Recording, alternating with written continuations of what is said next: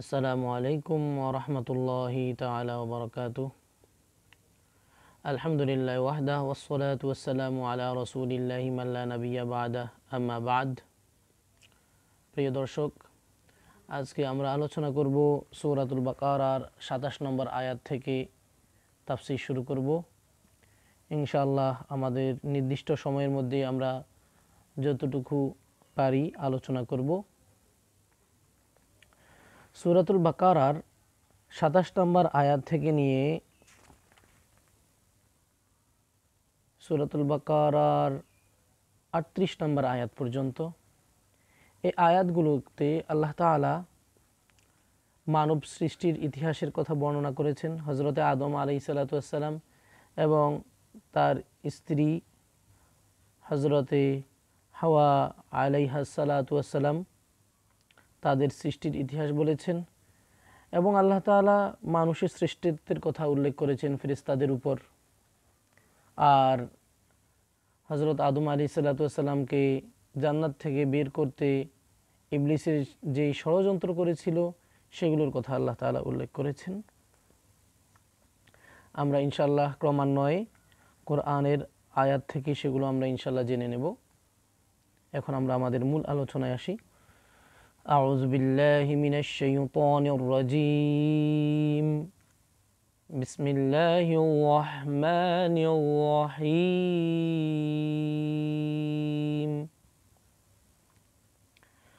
الذين ينقضون عهد الله من بعد ميثاقه ويقطعون ما أمر الله به أن يوصل ويفسدون في الأرض أولئك هم الخاسرون।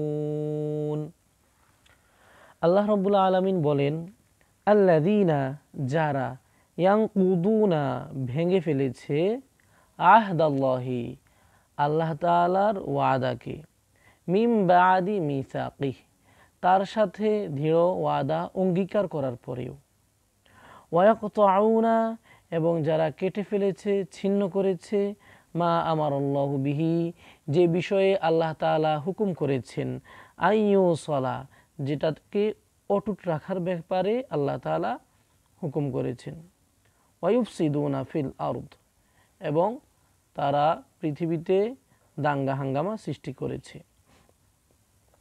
সৃষ্টি করে, উলাইকা হুমুল খাসিরুন আল্লাহ বলেন তারা হচ্ছে ক্ষতিগ্রস্ত। এই আয়াতে কারিমায় আল্লাহ তাআলা বলেন, যারা আল্লাহর সাথে ওয়াদা করার পরে, দৃঢ় অঙ্গীকার করার পরেও সে অঙ্গীকারকে ভঙ্গ করেছে, অর্থাৎ যখন আমরা রূহের জগতে ছিলাম, আল্লাহ তাআলা আমাদেরকে দুনিয়াতে পাঠাননি, তখন রূহের জগতে থাকাকালে আমরা আল্লাহর সাথে ওয়াদা করেছিলাম, ওয়াদাবদ্ধ হয়েছিলাম, অঙ্গীকার করেছিলাম।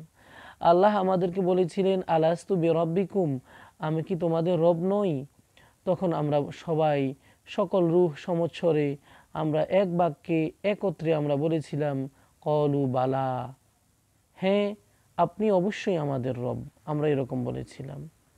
তো যারা দুনিয়াতে আসার পরে আল্লাহর সাথে করা সেই ওয়াদাকে ভঙ্গ করবে, আল্লাহ বলেন এরপরে যেগুলো, যে সম্পর্ক, যা কিছু আল্লাহ তাআলা করতে বলেছেন, যারা সেই বিষয়গুলোকে যারা ছিন্ন করবে এবং যারা পৃথিবীতে অশান্তি করবে, সন্ত্রাস করবে, আল্লাহ বলেন তারাই হচ্ছে ক্ষতিগ্রস্ত। তারা নিজেরাই ক্ষতিগ্রস্ত, এটা তারা বুঝতেছে না। তারা দুনিয়া এবং আখিরাতে ক্ষতির মুখোমুখি হবে। কাইফা তাকফুরুনা বিল্লাহি ওয়া কুনতুম আমওয়াতান ফাআহইয়াকুম সুম্মা ইউমীতুকুম সুম্মা ইউহয়ীকুম সুম্মা ইলাইহি তুরজাউন। আল্লাহ এই আয়াতে বলেন, কাইফা তাকফুরুনা বিল্লাহ তোমরা কিভাবে আল্লাহ তাআলাকে অস্বীকার করছো, আল্লাহকে অমান্য কিভাবে করছো, ওয়া কুনতুম আমওয়াতা অথচ তোমরা মৃত ছিলে, তোমরা মরা ছিলে, ফাআহইয়াকুম এরপরে তিনি তোমাদেরকে জীবিত করেছেন, সুম্মা ইউমিতুকুম, এরপরে তিনি আবার তোমাদের মৃত্যু ঘটাবেন। সুম্মা ইউহয়িকুম, আর মৃত্যুর পরে আবার তোমাদেরকে জীবিত করবেন। সুম্মা ইলাইহি তুরজাউন, এরপরে তোমাদেরকে তার কাছে ফিরিয়ে নেওয়া হবে। এই আয়াতে কারিমায় আল্লাহ তাআলা যারা আল্লাহর অস্তিত্বকে, আল্লাহকে অস্বীকার করতেছে তাদেরকে উদ্দেশ্য করে আল্লাহ বলছেন যে হে মানুষেরা, তোমরা আল্লাহকে কিভাবে অস্বীকার করো? তোমাদের তো একজন সৃষ্টিকর্তা ইলাহ মাবুদ অবশ্যই আছেন, আর তিনিই তোমাদেরকে, যখন তোমরা উল্লেখযোগ্য কিছুই ছিলে না, তোমাদের কোনো অস্তিত্ব ছিল না, যখন তোমরা পানির মাঝে ছিলে, বীর্যের মাঝে তোমরা ছিলে, বীর্য অবস্থাতেই তোমরা ছিলে, অর্থাৎ বীর্যটা হচ্ছে মৃত, তার কোনো জীবন নেই। তো তোমরা ছিলে ওয়াকুনতুম আমওয়াতা, তোমরা তো ছিলে মৃত। ফাহইয়াকুম, এরপরে আল্লাহ তাআলা তোমাদেরকে সৃষ্টি করে মায়ের উদরে, তোমাদেরকে মায়ের গর্ভে বানিয়ে তৈরি করে আল্লাহ তোমাদের মাঝে জীবন দিয়েছেন, রূহ দিয়েছেন। ফাহইয়াকুম, অর্থাৎ এরপরে আল্লাহ তাআলা তোমাদেরকে জীবিত করেছেন, একটা মানুষ হিসেবে তোমাদেরকে পরিপূর্ণ মানুষে রূপান্তর করেছেন, তৈরি করেছেন। এরপরে আল্লাহ বলেন, তারপরে আমি তোমাদেরকে দুনিয়াতে পাঠিয়েছি, আর দুনিয়াতে তোমরা যতদিন এই পৃথিবীতে থাকবে, পৃথিবীতে থাকার পরে যখন তোমাদের আয়ুষ্কাল শেষ হয়ে যাবে, তোমাদের আয়ু শেষ হয়ে যাবে, তোমাদের হায়াত শেষ হয়ে যাবে, তোমাদের যখন জীবনের শেষ অবস্থা হয়ে যাবে, মৃত্যুর মাধ্যমে আমি তোমাদের এই দুনিয়ার জীবনটা শেষ করব। সুম্মা ইউহয়িকুম সুম্মা ইউমিতুকুম, আল্লাহ বলেন আমি এরপরে তোমাদের আবার মৃত্যু ঘটাবো। সুম্মা ইউহয়িকুম, মৃত্যুর পরে আবার আমি তোমাদেরকে জীবিত করব। যখন মৃত্যু হবে, তোমরা কবরে মৃত অবস্থায় থাকবে, তারপরে সকল যত মানুষ মারা গেছে সব মানুষকে আল্লাহ তাআলা একসাথে আবার জীবিত করবেন। এরপর আল্লাহ বলেন, আর জীবিত করার পরে তোমাদের সবার হাসর করব, সবাইকে আমি একটা জায়গাতে একত্র করব। সুম্মা ইলাইহি তুরজাউন, আল্লাহ বলেন এরপরে তোমাদের সবাইকে একটা জায়গাতে আল্লাহর কাছেই তোমাদেরকে ফিরিয়ে নেওয়া হবে। এরপরের আয়াতে আল্লাহ তাআলা বলেন, হুয়াল্লাযী খালাকা লাকুম মা ফিল আরদি জামিআ ثم استوى إلى السماء فسواهن سبع سماوات وهو بكل شيء عليم। সূরাতুল বাকারার 29 নম্বর আয়াত। এই আয়াতে আল্লাহ বলেন, হুয়াল্লাযী, তিনি হচ্ছেন সেই সত্তা, যিনি খালাকা লাকুম, তোমাদেরকে সৃষ্টি করেছেন, খালাকা লাকুম, তোমাদের জন্য যিনি সৃষ্টি করেছেন, মা ফিল আরদি জামিআ, এই পৃথিবীতে যা কিছু আছে সকল কিছু। সুম্মা ইস্তাওয়া, এরপরে তিনি মনোনিবেশ করলেন, মনোযোগ দিলেন, খেয়াল করলেন, ইলাস সামাই, আকাশের দিকে। ফাসাওয়াহুন্না, এরপরে তিনি বানালেন, সেটাকে তৈরি করলেন, সাবা সামাওয়াত, 7টা আসমানে, অর্থাৎ আল্লাহ তাআলা 7 আসমান তৈরি করলেন। ওয়াহুয়া বিকুল্লি শাইইন আলিম, আর তিনি প্রত্যেকটা বস্তুর উপর, প্রত্যেকটা বিষয়ের উপর তিনি ক্ষমতাবান, শক্তিশালী। বিকুল্লি শাইইন আলিম, প্রত্যেকটা বিষয় সম্পর্কে তিনি জানেন। এই আয়াতে আল্লাহ তাআলা বলছেন যে এই পৃথিবীতে যত কিছু আছে আল্লাহ তাআলা সকল কিছুই মানুষদের সেবার জন্য, মানুষদের উপকারেই আল্লাহ তাআলা সৃষ্টি করেছেন। সকল কিছুই মানুষদের কাজে আসবে। আল্লাহ তাআলা পাহাড় পর্বত, নদী নালা, গাছপালা, তরুলতা, সকল কিছুই আল্লাহ একমাত্র মানুষদের জন্যই সৃষ্টি করেছেন। এগুলো সব কিছুই মানুষের উপকারে, মানুষের কাজে আসবে। এরপরে আল্লাহ বলেন যে তারপর সকল কিছুই সৃষ্টি করার পরে আল্লাহ তাআলা আকাশের দিকে নজর করলেন, খেয়াল করলেন, এই আকাশটাকে আল্লাহ তাআলা 7টা স্তরে বিভক্ত করলেন, অর্থাৎ 7টা আসমান আল্লাহ তাআলা বানালেন। এরপরে আল্লাহ বলেন যে আল্লাহ তাআলা সব কিছু সম্পর্কে আল্লাহর জ্ঞান আছে, আল্লাহ সব কিছু সম্পর্কেই জানেন। এরপরের আয়াত 30 নম্বর আয়াত, এখান থেকেই মানুষ সৃষ্টির ইতিহাসের কথা আল্লাহ তাআলা বলেছেন 30 নম্বর আয়াতে আল্লাহ তাআলা বলেন, وَإِذْ قَالَ رَبُّكَ لِلْمَلَائِكَةِ إِنِّي جَاعِلٌ فِي الْأَرْضِ خَلِيفَةً قَالُوا أَتَجْعَلُ فِيهَا مَن يُفْسِدُ فِيهَا وَيَسْفِكُ الدِّمَاءَ وَنَحْنُ نُسَبِّحُ بِحَمْدِكَ وَنُقَدِّسُ لَكَ قال إني أعلم ما لا تعلمون। আল্লাহ বলেন, ওয়াইজ ক্বালা রব্বুকা, হে রাসূল আপনি স্মরণ করুন সেই সময়ের কথা যখন আপনার রব বললেন, লিল মালাইকাতি, ফেরেশতাদেরকে সম্বোধন করে, ফেরেশতাদেরকে উদ্দেশ্য করে, ইন্নী জাইলুন, নিশ্চয়ই আমি তৈরি করব, আমি বানাবো, ফিল আরদি, এই পৃথিবীতে, খলিফা, আমার প্রতিনিধি। কলু, তখন তারা বলল, আতাজালু ফিহা, হে আল্লাহ আপনি কি সেখানে বানাবেন, তৈরি করবেন, নিযুক্ত করবেন, মাইয়ুফসিদু ফিহা, এমন কাউকে যারা সেখানে অর্থাৎ পৃথিবীতে যারা দাঙ্গা হাঙ্গামা করবে, অশান্তি করবে, সন্ত্রাস করবে, ওয়ায়াসফিকুদ্দিমা, এবং যারা রক্তপাত করবে, রক্ত ঝরাবে, ওয়ানাহনু নুসাব্বিহু বিহামদিকা, আর আমরাই তো আপনার প্রশংসা সহ গুণগান গাচ্ছি, আপনার তাসবিহ পাঠ করছি, ওয়ানুকাদ্দিসু লাক, আর আমরা আপনার পবিত্রতা বর্ণনা করছি।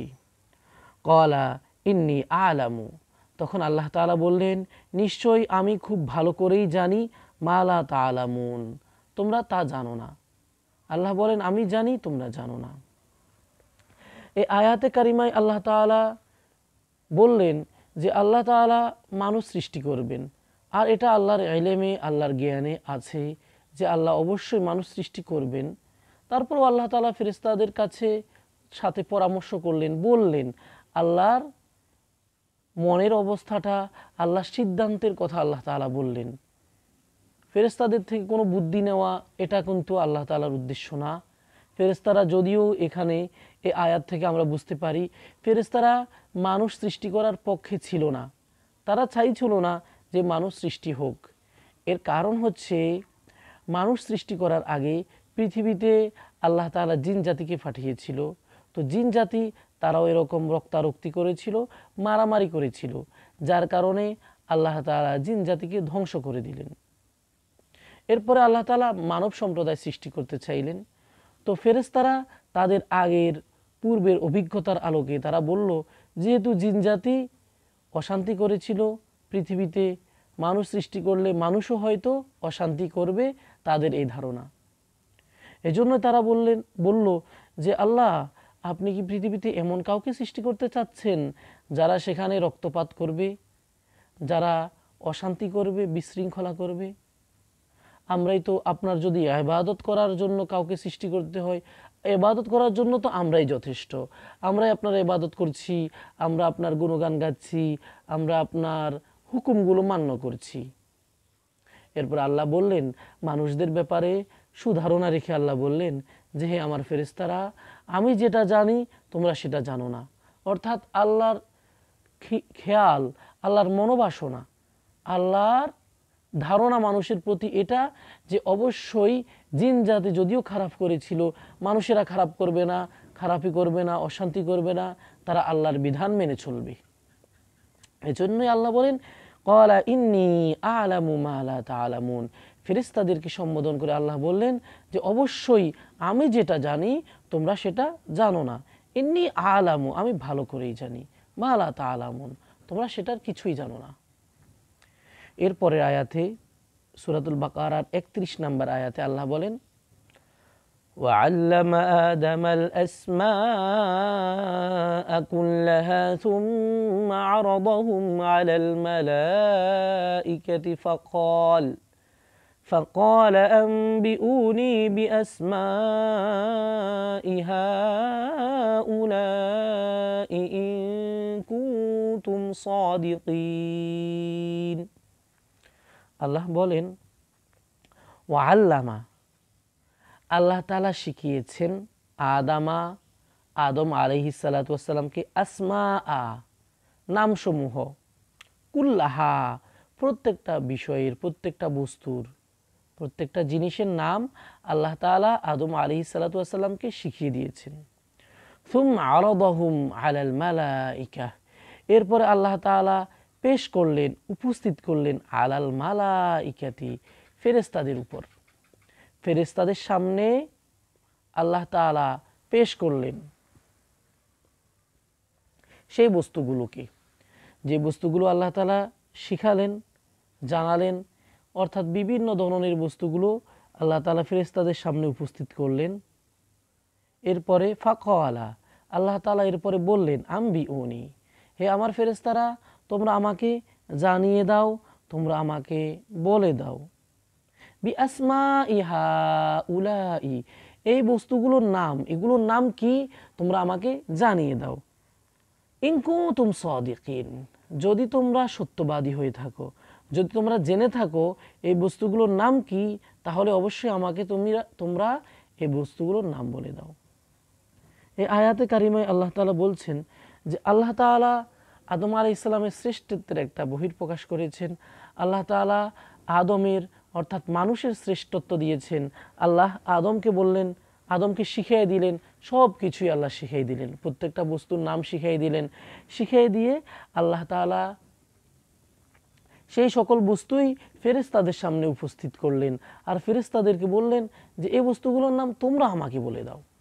কিন্তু ফেরেশতারা তখন ফেরেশতাদেরকে আল্লাহ সম্বোধন করে বললেন, যদি তোমরা জেনে থাকো তাহলে এই বস্তুগুলোর নাম আমাকে জানিয়ে দাও। এরপরে আয়াত আল্লাহ তাআলা সেখানে বলেন, ক্বালু সুবহানাকা লা ইলমা লানা ইল্লা মা আল্লামতানা ইন্নাকা আনতাল আলিমুল হাকীম। আল্লাহ বলেন, তখন ফেরেশতারা বলল, ক্বালু তারা বলল, সুবহানাকা সমস্ত প্রশংসা আপনার, গুণগান আপনার, পবিত্রতা একমাত্র আপনার জন্যই, লা ইলমা লানা আমাদের কোনো জ্ঞান নেই, আমরা কিছুই জানি না, ইল্লা মা আল্লামতানা আপনি আমাদেরকে যা জানিয়েছেন, আপনি যা জানিয়েছেন এছাড়া এর বাহিরে আমরা আর কিছুই জানি না। ইন্নাকা আনতাল আলিমুল হাকীম, আল্লাহ নিশ্চয়ই আপনি সব জানেন এবং আপনি হচ্ছেন মহাজ্ঞানী, আপনি মহাবিচারক, আপনি সব কিছুই জানেন। এই আয়াতে আল্লাহ তাআলা বলছেন যে ফেরেশতাদের সামনে যখন আল্লাহ তাআলা প্রত্যেকটা বস্তু উপস্থিত করেছেন, ফেরেশতা তখন কোনো কিছুর নামই বলতে পারলো না। ফেরেশতারা তখন সবাই চুপ করে গেল এবং তারা আল্লাহ তাআলাকে বললেন যে আল্লাহ আমাদেরকে আপনি যেটা যেটা আমাদেরকে শিখিয়েছেন আমরা সেটাই জানি, আমরা তাই জানি, এর বাহিরে আমাদের আর জানার কিছু নেই, আমরা জানি না, নিশ্চয়ই আপনি সব জানেন, আপনি জ্ঞানীদের জ্ঞানী, অর্থাৎ আপনি হচ্ছেন মহাজ্ঞানী। এরপরে আল্লাহ বলেন, قال يا آدم أنبئهم بأسمائهم فلما أنبأهم بأسمائهم قال ألم أقل لكم إني أعلم غيب السماوات والأرض وأعلم ما تبدون وما كنتم تكتمون। এই আয়াতে আল্লাহ বলেন, ক্বালা ইয়া আদম, আল্লাহ তাআলা বলেছেন হে আদম, আম্বিহুম তুমি তাদেরকে বলে দাও, তুমি তাদেরকে জানিয়ে দাও, বি আসমাইহিম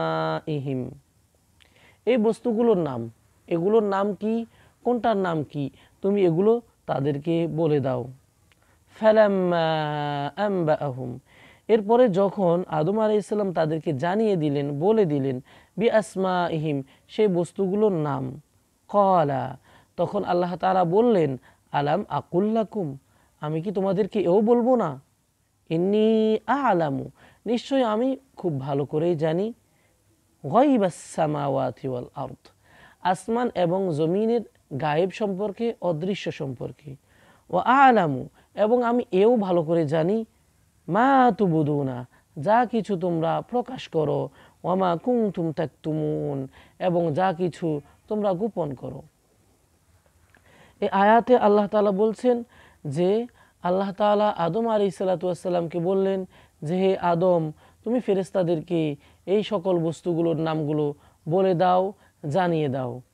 আর যখন আদম আলাইহিসসালাতু ওয়াসসালাম সেই বস্তুগুলোর নামগুলো বলে দিলেন, জানিয়ে দিলেন, তখন আল্লাহ তাআলা ফেরেশতাদেরকে এও বললেন যে আমি আকাশে এবং এই পৃথিবীর অদৃশ্য সম্পর্কে, কোথায় কি আছে না আছে সব কিছু সম্পর্কে আমার সবিশেষ জ্ঞান আছে, আমি সব কিছু সম্পর্কে জানি।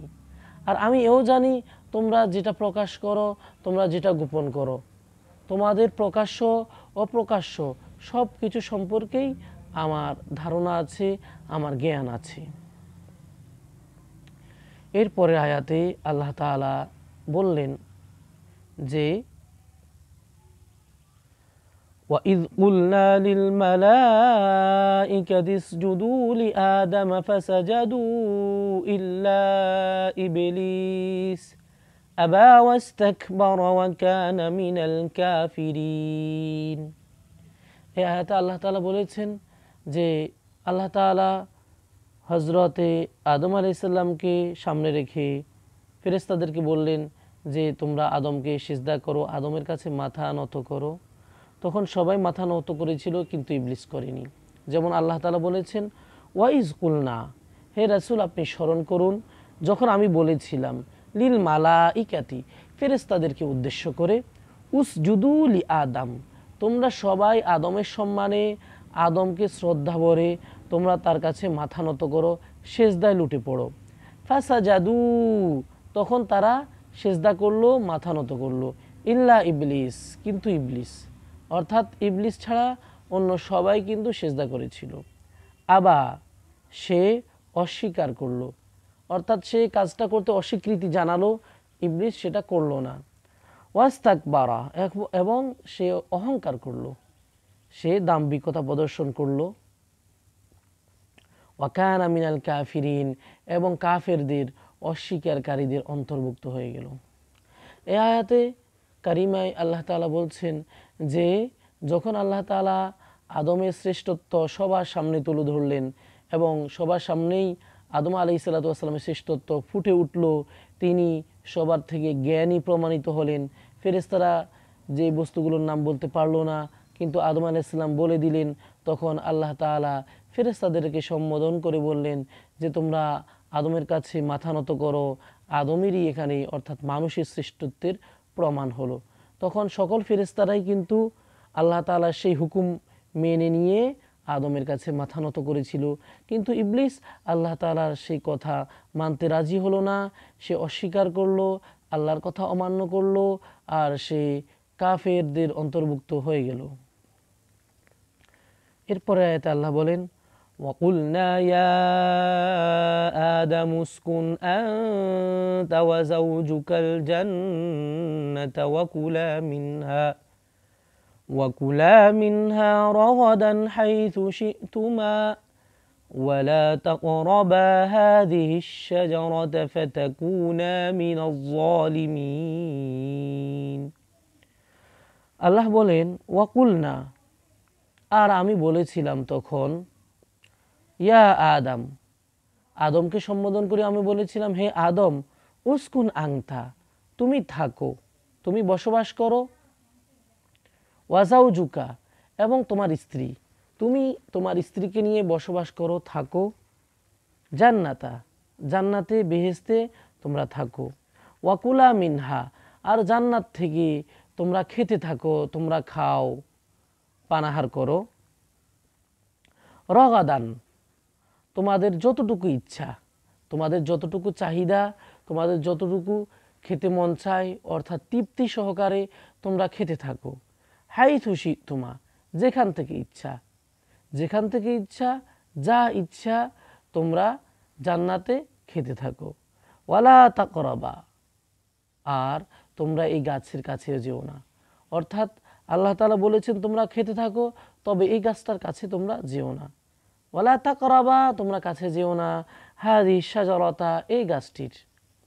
ফাতাকুনা, যদি যাও তাহলে তোমরা হয়ে যাবে, ফাতাকুনা, তাহলে তোমরা হয়ে যাবে, মিনাজ জালিমিন, জালেমদের অন্তর্ভুক্ত, অপরাধীদের অন্তর্ভুক্ত, পাপীদের অন্তর্ভুক্ত। এই আয়াতে আল্লাহ তাআলা বলেছেন হযরত আদম আলাইহিস সালামকে সম্বোধন করে যে আদম, তুমি তোমার স্ত্রীকে নিয়ে বেহেশতে থাকো, আর তোমাদের যতদিন ইচ্ছা, যত খুশি ইচ্ছা, বেহেশতের যে জায়গা থেকে ইচ্ছা তোমরা খাও। তবে একটি গাছকে লক্ষ্য করে আল্লাহ তাআলা বলেছেন যে তোমরা সবই খাবে, জান্নাতের সব জায়গা থেকেই খেতে পারবে, কিন্তু এই গাছটি থেকে, এই গাছের কোনো কিছু তোমরা খাবে না, এই গাছের ফলমূল কোনো কিছুই তোমরা খাবে না, এই গাছের ধারে কাছেও তোমরা যেও না। আর যদি তোমরা এই গাছের ধারে কাছে যাও তাহলে তোমরা আমার কথা অমান্যকারী হিসেবে পরিগণিত হবে। অর্থাৎ এই গাছটি হচ্ছে এমন একটি গাছ, যে গাছের ফল খেলে, খাবার খেলে তাহলে মানুষের প্রাকৃতিক জরুরত, প্রয়োজনের মুখোমুখি হবে, দরকার হবে। যেহেতু জান্নাতের মাঝে প্রাকৃতিক কোনো প্রয়োজন, অর্থাৎ পেশাব পায়খানা করার কোনো সুযোগ নেই, জান্নাতে মানুষ যেটা খাবে সেটা ঢেকুর আসার সাথে সাথেই হজম হয়ে যাবে, যেটা আমরা হাদিস থেকে দেখতে পাই। আম্মা জান হজরতে আয়েশা রাদিয়াল্লাহু তাআলা আনহা রাসূলুল্লাহকে বলেছিলেন যে জান্নাতে মানুষ যে খাবে, মানুষের কি পেশাব পায়খানার দরকার হবে না? তখন রাসূলুল্লাহ সাল্লাল্লাহু আলাইহি সাল্লাম বললেন যে মানুষ সেখানে যেটাই খাবে ঢেকুর দেওয়ার সাথে সাথে সেটা হজম হয়ে যাবে।